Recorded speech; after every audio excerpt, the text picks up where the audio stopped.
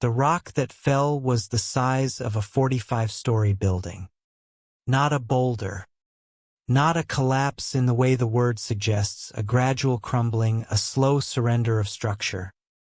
A single mass of dolerite, ancient and dense, sheared away from the interior of the mountain and dropped through the shaft of the San José mine in northern Chile like a fist closing.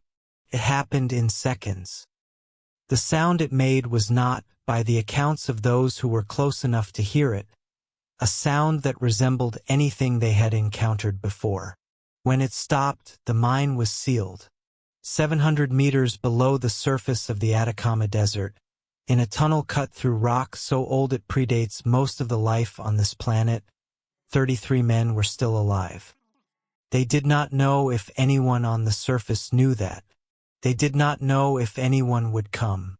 They did not know, in those first hours, whether the rest of the mountain was stable or whether what had just happened was the beginning of something worse.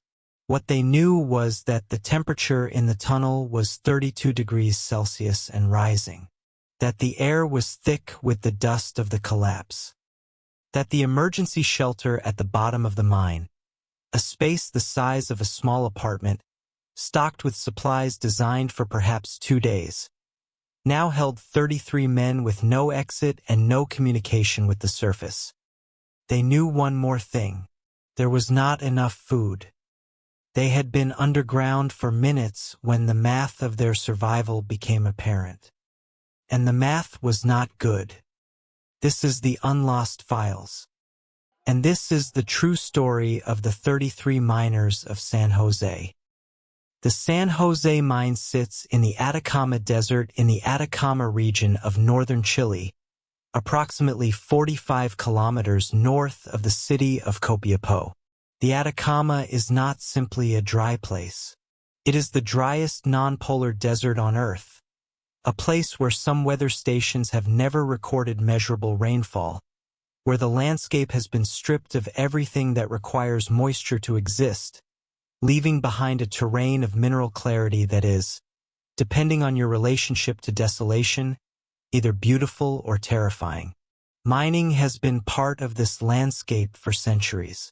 The copper and gold deposits in the mountains of the Atacama have drawn extraction operations of various scales for generations, and the San José mine had been active in various forms since the early 20th century. By 2010, it was operated by Compañía Minera San Esteban Primera, extracting copper and gold from a geological formation that experienced miners knew to be unstable. There had been accidents at San José before. There had been deaths. The safety record of the mine was, in the years before August 2010, a document that contained warnings. On August 5, 2010, 33 men went to work. They were not a homogeneous group. They ranged in age from 19 to 63. They had different roles in the mine: shift supervisors, drillers, equipment operators, a topographer. Some had worked in mines for decades. Some were newer to the work. One of them, Edison Pena, would later run a section of the New York City Marathon, underground in the tunnel, to maintain the fitness he was determined not to lose. One of them, Mario Sepulveda, would become the voice that the surface heard first, the personality that held the group together with a force that his colleagues have since described as something between leadership and necessity. One of them, Luis Urzúa, was the shift supervisor, the man whose job it was to be responsible for the people in that mountain. At approximately 2 in the afternoon, the mountain moved.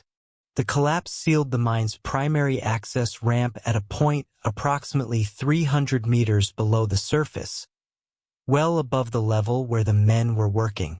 The ramp was the only way in and the only way out. When the rock fell, it did not partially obstruct the passage. Filled it. The volume of material that displaced was, by engineering assessments conducted in the days after the accident, equivalent to twice the volume of the Empire State Building. The 33 men made their way to the refuge, the emergency shelter that every mine of this type is required to maintain at depth. It was a room approximately 30 meters long and 4 meters wide, carved into the rock at the 700-meter level.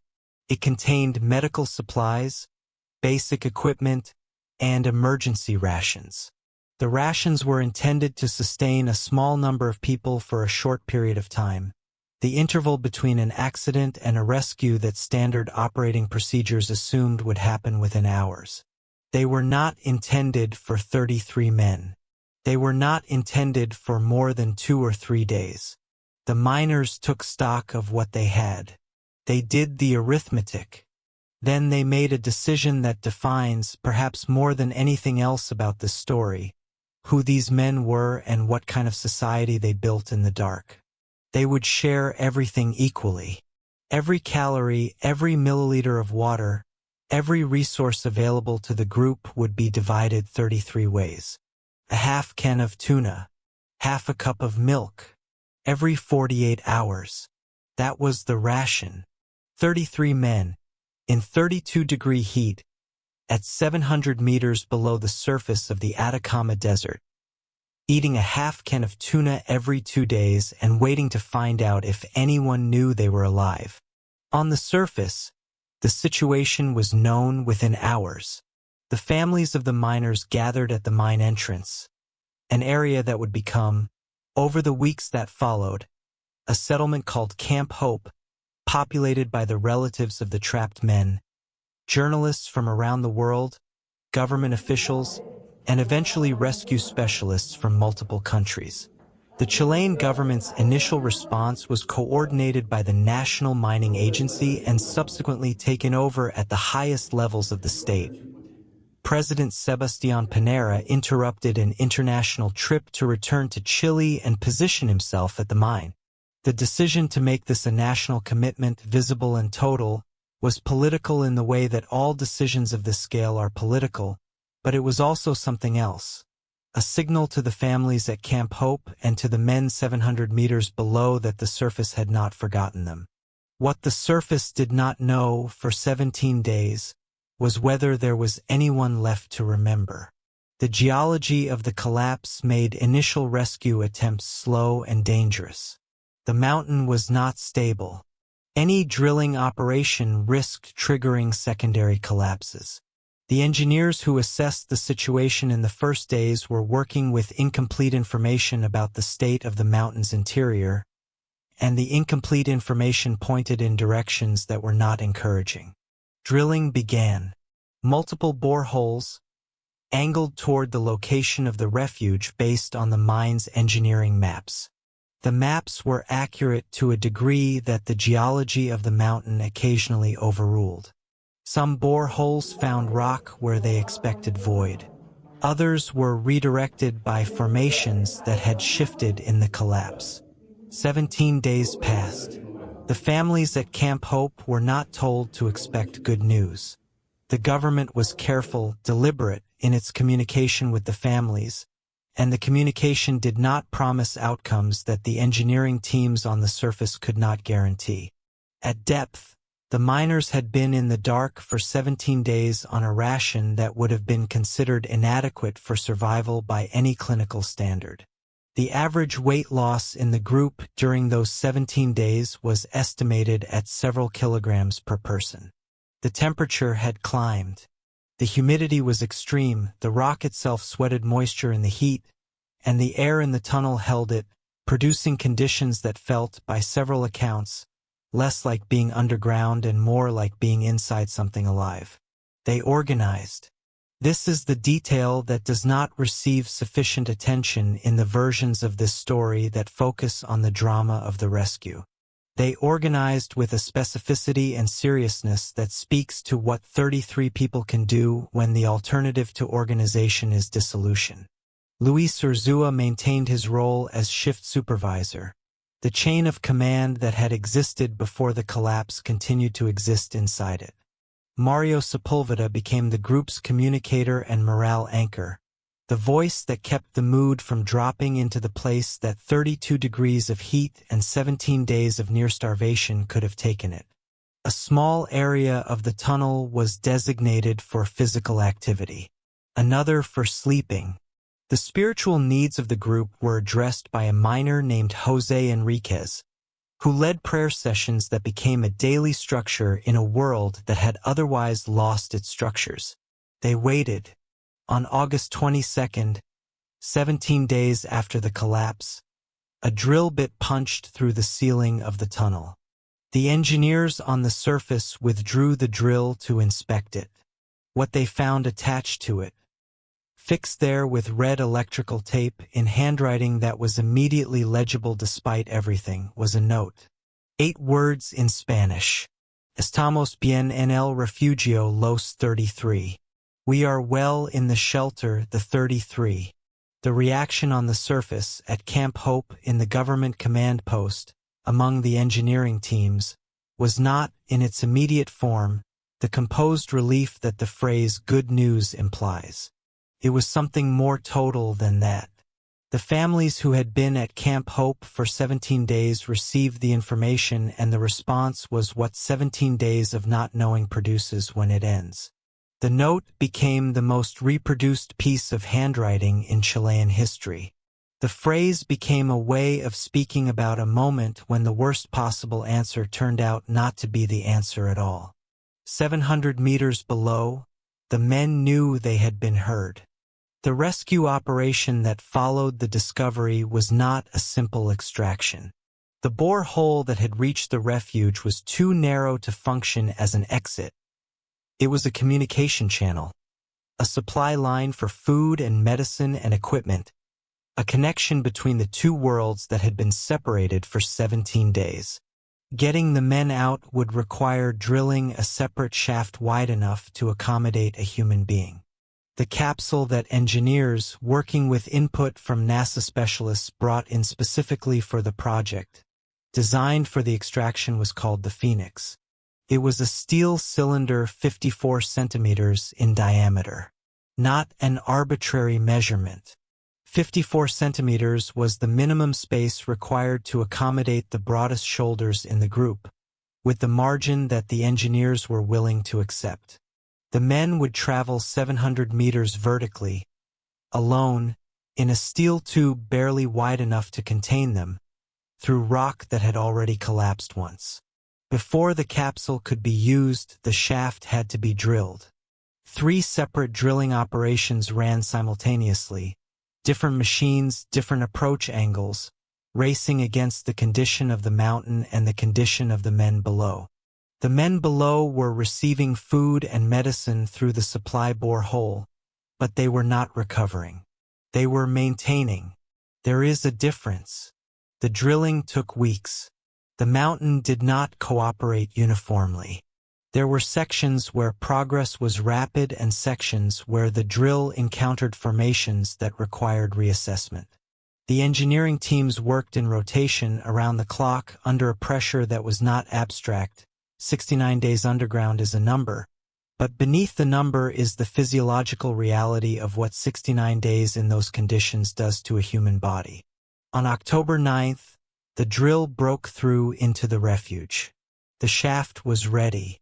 On October 13, 2010, 69 days after the collapse of the San José mine, the Phoenix capsule began its first descent.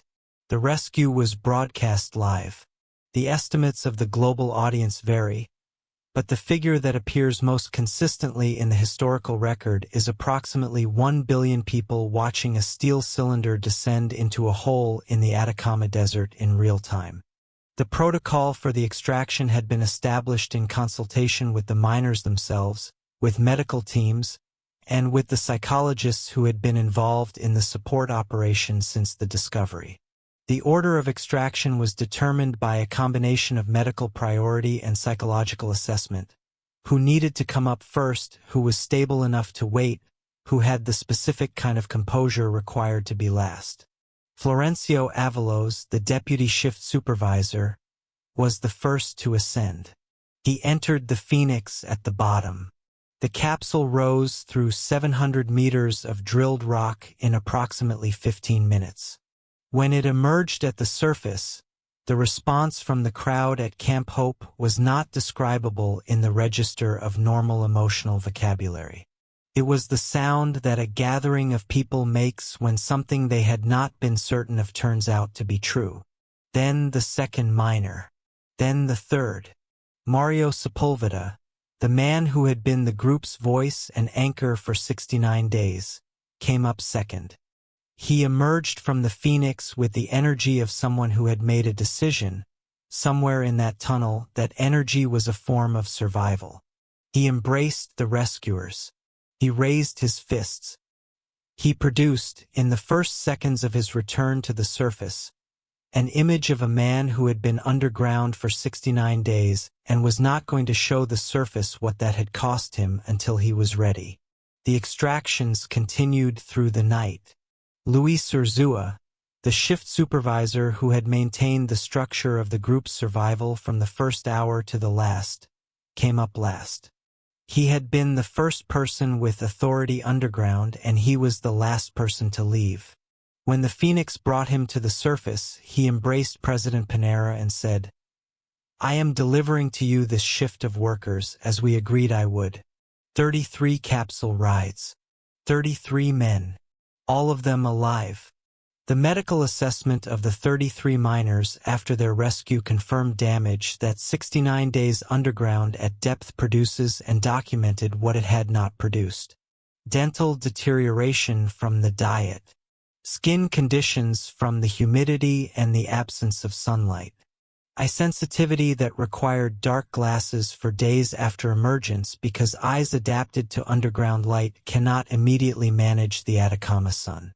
Psychological conditions that were expected and treated, the trauma of confinement, of uncertainty, of the particular darkness that 700 meters of rock produces.